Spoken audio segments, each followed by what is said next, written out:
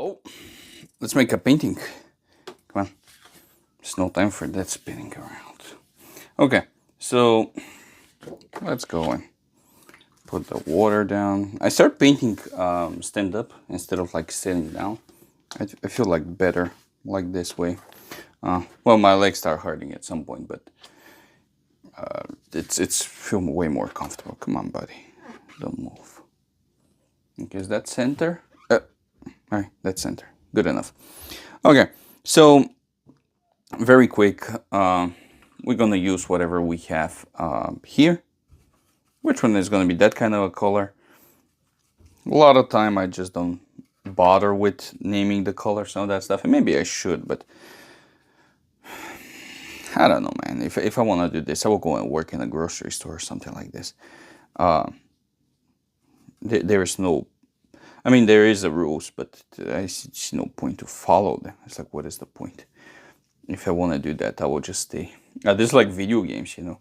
You play video games and then someone's like, oh, that's not fair or something like this. Yeah, you can.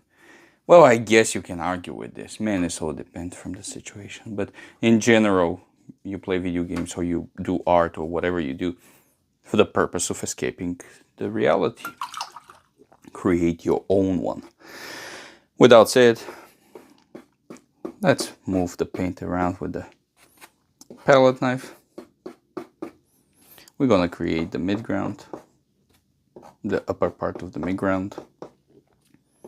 For the sky and the horizon, I'm just gonna take the multiple brush, try to blend everything. Please excuse me.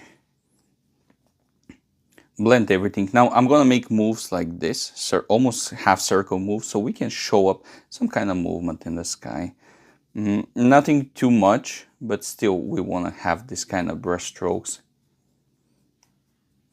I found myself a lot doing a lot of oil stuff for oil techniques, for oil paint, technique for oil painting. Originally I was making oil paintings, but I don't have the space and other reasons in home to do this, and in my studio is not enough space for that. Well, there's enough space to paint it, but not enough space to store them, and not enough space to like work on that with it, and let them dry and all that thing. So it's, I mean, it is what it is. So what now? Now we're gonna remove some of the paint in the sky, and the reason for that is I want to additionally emphasize on this movement here. And what we're gonna do, we're gonna pick up, of course, the lightest one, the lightest parts, and make them even lighter. Which one is here? One of the reasons we try to do that earlier than later is because we still want them to blend. Now, why you do, if you wait to dry a little bit, then when you remove the paint, it's gonna be more firm. It's not gonna blend that well after you remove the paint. But now, because everything is so moist, and I still use a lot of water to remove, now you will see after a couple of seconds, everything is gonna stay whiter, but it's gonna blend like here. So it's gonna help everything move together as one, instead of like having a nice contrast. It depends. If you want fluffy clouds, then wait. But if you want something more supportive, then it's better to do it when it's still kind of wet. Here, we're gonna create some kind of trees, little small trees.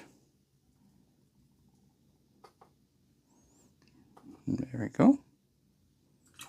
Clean the brush, and now we're gonna use black to make the trunks of the trees. There we go.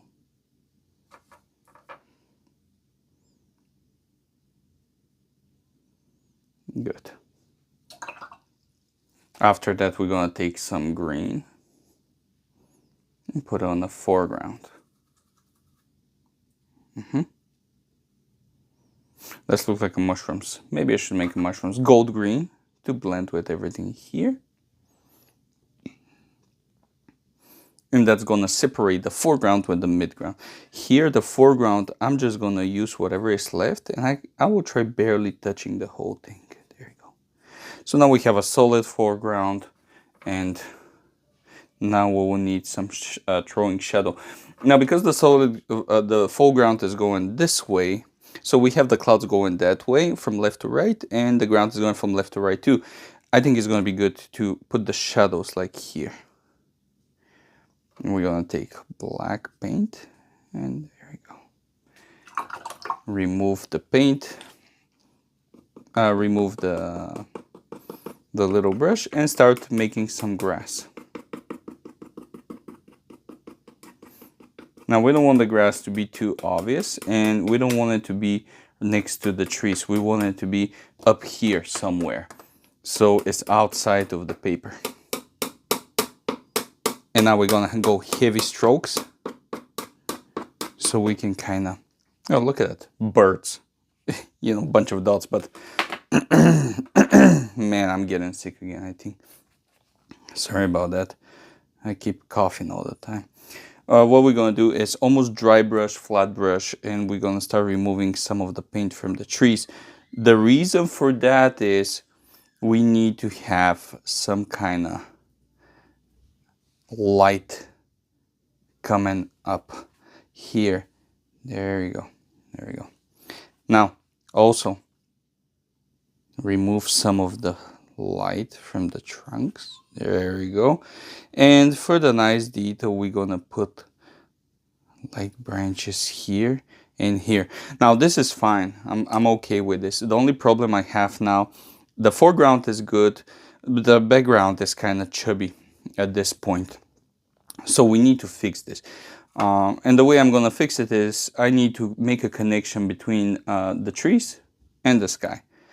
So basically what I'm saying is top part of the foreground need to be framed, need to blend, need to make connection with the horizon, and the horizon need to make connection with the sky, of course, because overall is a one painting. So for that purpose, man, that's a lot of explanation to put one brown spot. I'm just putting a brown spot. That's pretty much what I'm doing right now. So yeah, that's what we're doing. We put in a brown spot. Man, it would be so much easier to see. We're doing a brown spot. Warm brown. Blend it with a multiple brush, so we can have a nice smooth transition. Here, don't forget to keep going with this kind of movement here. Now for this this part, I want this part to have a little bit of these trees. There you go. A little bit, not too much. We just want them to be there. Now, that's another thing I like to use a lot is the viewer. The viewer, whoever watching this painting, he's not an idiot. A lot of people feel like, I don't know, or maybe it's just me, but I feel like a lot of people try to explain way too much, man. It's like people are not stupid. I mean, they might look stupid, but they're not. People know this is trees on the back. Even they don't look like a trees. But if you have these trees look like this here, then obviously that's a tree on the back. So I see no point to nudge it in your face. It's like, hey, look at this. This is a tree, man. It's like, no, you already know it's a tree. When you see a giraffe, you know it's a giraffe. It's like you can't make a mistake. So it's the same idea here. Use the viewer. That's what I try to say. Use the viewer. Viewer know what he's looking for. Of course, here we're going to make a nice smooth transition. One thing I want to do is work a little bit on the foreground with some shadows for that tall grass. And for the purpose of that, I'm just going to create a little bit of dark color here. Take it with the palette knife right on the edge and create some shadows here. There we go. Simple lines, not too much. And I hate the fact we lost the birds. So we're gonna back to our birdies, which one of course is a bunch of dots. We already established that, but we're gonna emphasize a little bit on them. There are happy birds flying around. And there we go. Watercolor, abstract, landscape.